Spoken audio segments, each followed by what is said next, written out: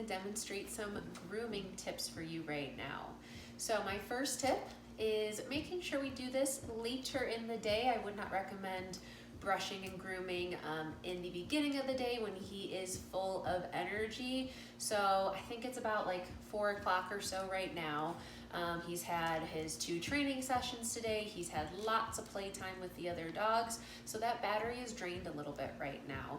This is that opportune moment to practice our grooming, to practice our downstays, right? So I like to do grooming on a raised cot because it gives a very specific surface and area that he has to stay in while we do the groom. If we were to just kind of do it on the floor, then it's very common for dogs to kind of like army crawl away.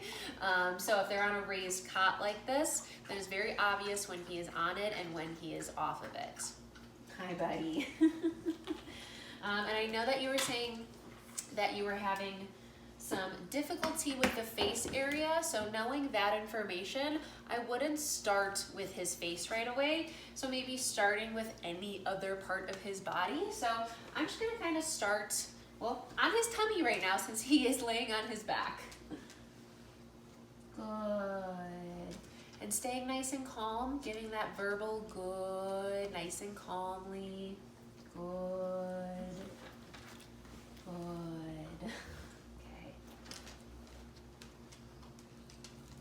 Food reward. This should all be a very positive experience for him. Good. We know that he is a doodle, so with doodles, they require lots of grooming. So this should be a very positive thing for him. Good. Good. I'm gonna move him back to the center of the cot. Oh, there we go. Good boy. Okay. Stay. Good. I'm kind of just holding up his head right now. He's kind of leaning his whole weight into the palm of my hand, so I will help and hold that for him. Okay, and now I'm going to give him that food reward. Good. Good boy.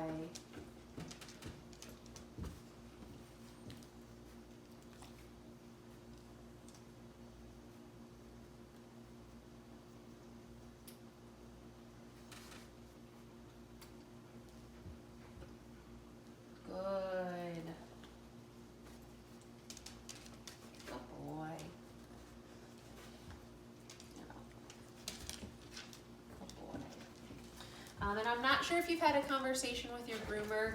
No, down. Stay. I'm not sure if you had a conversation with your groomer about different types of brushes. So the one that you brought, I noticed that it really does get good contact, like all the way down to the skin. But when I started to just work on grooming and brushing him, I feel like it was a little too much. It kept pulling a lot. So I just did, I'm not sure what kind of brush this is called, but I started using this just to get him used to it, and so there wasn't so much pulling and yanking. So maybe talking to your groomer about the different types of brushes that you should be using to help make this as easy as possible for him. Good.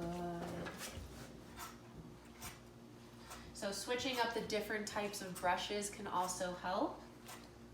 Good.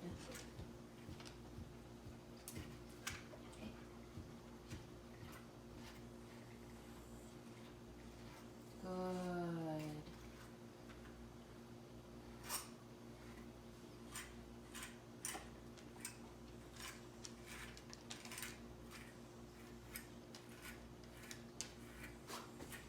Good.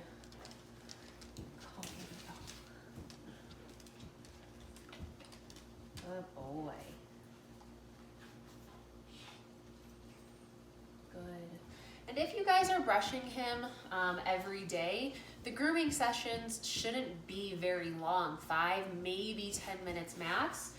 So making sure we are keeping these very kind of short and quick, and we're ending on a positive note when he's not getting too frustrated. We don't want to end when he's frustrated or agitated during the groom. We always want to end on a good positive note. So right now he's totally relaxed. We're getting some belly rubs in. So I'm probably going to end this grooming session right here. So it's only been a couple of minutes, right? This is a long marathon. This is on a sprint right now.